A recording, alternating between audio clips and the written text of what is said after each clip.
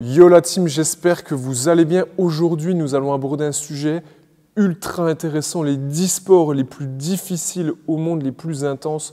On a plein de critères pour gérer ça. Évidemment, je vous précise que ceci est uniquement mon avis de professionnel sur ce que j'ai pu constater sur ces différentes années. Et je serais curieux de voir ce que vous en pensez. Si vous pensez qu'on a oublié des sports, mettez un commentaire. Interagissez et on sera vraiment ravis de débattre. Si vous avez quelques abonnés également sur la chaîne, 300, 400 000, je serais ravi de vous inviter pour justement qu'on puisse se challenger et en parler plus en détail. Avant de commencer, la première chose, c'est qu'il faut que je puisse centraliser les choses. Et pour les centraliser, je vous précise que nous allons parler uniquement des sports de capacité. Ce que je veux dire par là, c'est que tous les sports qui nécessitent, comme par exemple le football, la vision du jeu, ou vraiment un gros aspect de skill, un gros aspect technique, même s'ils sont très difficiles, on ne les abordera pas. Donc je pense notamment football américain, water polo, toutes ces choses-là. Évidemment, même s'ils sont intenses, mettez un commentaire, mais on ne les rentrera pas dans le classement. On va rester sur les sports de capacité pure et dure, où il y a vraiment beaucoup de choses à encaisser, et on va démarrer ce classement tout de suite. Commençons par la 10e place et à la 10e place, nous allons retrouver le ski de descente, le ski alpin. Pourquoi les amis, c'est extrêmement difficile. Imaginez la puissance qui est demandée, la prise de risque, ce que vous encourez si jamais vous chutez. Ils ont des capacités hors normes de vision, d'encaissement aussi au niveau des cuisses. Il faut être capable vraiment de prendre des risques puisque tout se joue au centième de seconde près. À la 9e place, nous allons retrouver la gymnastique. Les amis, pourquoi la gymnastique? C'est un sport qui est très exigeant, qui demande énormément d'abnégation, d'entraînement, des années de pratique. Il faut commencer très jeune aussi. C'est un sport qui nécessite aussi une grosse prise de risque. Il est à la 9e place parce qu'il demande un petit peu moins d'encaissement au niveau de la capacité cardiovasculaire, moins, on va dire, de sensations difficiles de résistance. Par contre, pour tout ce que j'ai cité précédemment, pour toute l'intensité demandée et la régularité, nous le mettons à la 9e place. À la 8e place, nous allons retrouver le cyclisme. On rentre vraiment dans les sports de capacité pure et dure. Cette résistance, cet encaissement, cette relance. Imaginez le Tour de France, par exemple, pour ne citer que ça. Chaque jour, des épreuves entre 100 et 300 km. Et ce, pendant 30 jours, ça enchaîne. C'est très difficile. Il y a de la montée, il y a du dénivelé, il y a de la prise de risque. Il y a une grosse connivence avec la gestion de l'effort. Et c'est pour ça que nous avons décidé de le faire rentrer dans le top 8. 7e place, on commence à rentrer dans le vif du sujet, la natation. La natation est ici, pourquoi? Parce que c'est un sport de capacité, c'est très difficile et contrairement aussi à la plupart des autres sports, c'est un sport qui est très kinesthésique, c'est-à-dire que vous devez forcément avoir un gros volume d'entraînement pour éviter de perdre des sensations et donc d'être un petit peu moins efficace. À titre informatif, les nageurs nagent 6 ou 7 jours sur 7. Et 2 à 3 séances par jour, c'est très difficile et même sur les intervalles quand ils sprintent. Et en plus de ça, imaginez que vous êtes toujours en dette d'oxygène quand vous êtes en train de nager. C'est extrêmement intense, extrêmement éprouvant et c'est pour ça qu'il a sa place toute méritée à la 7e place. 6e place, le demi-fond, l'endurance de course. Regardez, je vous invite vraiment à regarder ce reportage sur Mohamed Farah, un des plus grands coureurs de ces distances de l'histoire, et allez voir cette intensité, cette difficulté, ces fractionnés qu'il doit faire au quotidien. Et vraiment, je pense que c'est un des trucs les plus difficiles à maintenir sur la partie résistance corporelle. C'est extrêmement dur et donc nous avons décidé de le mettre à la 6e place. On arrive dans le top 5 et à la 5e place, en plus avec la couronne, un Français, le biathlon, le ski de fond, avec Martin Fourcade. Pourquoi il est à la 5e place des sports de capacité? Pourquoi c'est plus difficile que le cyclisme, la natation ou autre? Pensez bien que quand vous faites du biathlon, contrairement à la course, vous avez un énorme impact de toute la chaîne du haut du corps. Du coup, votre cœur, vos poumons sont obligés d'envoyer du sang et de l'oxygène partout, ce qui augmente diamétralement tout simplement les sensations, l'oxygénation. En plus de ça, vous êtes dans le froid, il y a de la descente, il y a vraiment des paramètres à gérer. Vous devez aussi tirer alors que vous êtes essoufflé. C'est extrêmement difficile et puis de toute façon, ça se voit sur les analyses des athlètes puisqu'ils font partie des athlètes qui ont les meilleurs taux d'oxygénation qui existent dans ce monde. Donc il a sa place vraiment méritée à la 5e place.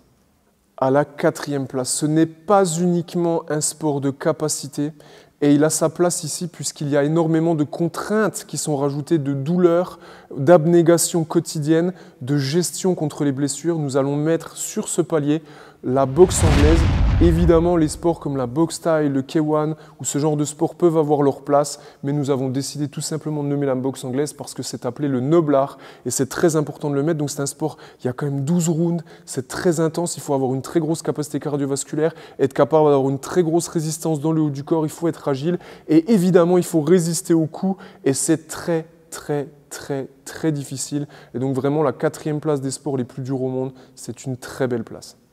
Roulement de tambour, on arrive sur le podium. Et à la 3e place, un des sports vraiment les plus difficiles au monde. Quand vous êtes en train de réaliser ce type d'entraînement, votre cœur, vos poumons, la totalité des muscles de votre corps sont en train de travailler à 100%. Et ce qui est difficile, c'est qu'on est vraiment sur une épreuve qui va, on va dire, engendrer, demander à votre mental de travailler à 1000%. Et à cette place, on va retrouver l'aviron. Pourquoi l'aviron est là? Parce que vraiment, sur la sollicitation des groupes musculaires, vous ne pouvez pas en utiliser autant que quand vous faites de l'aviron. Qu'est-ce que ça impacte? Ça impacte que votre cœur, vos poumons, tout votre corps va rentrer dans un état extrêmement difficile. Pour vous donner un ordre d'idée, pour tous ceux qui ont déjà travaillé de l'aviron indoor, donc par exemple sur des rameurs à l'intérieur, eh bien la plupart du temps, quand les athlètes cherchent à établir des records, ils vomissent quasiment tout le temps parce que c'est tellement intense, ils repoussent tellement leurs limites, il faut tellement aller dans le dur que vraiment ce sport est pour moi le sport de capacité pure et dure le plus difficile qui existe au monde. Allez regarder les gens qui font des 2000 mètres et vous verrez à quel point c'est difficile. Il est là. Il arrive maintenant notre sport. Le crossfit est pour moi à la 2e place. Le crossfit compétition est pour moi à la 2e place, je le répète, et je vais vous expliquer pourquoi.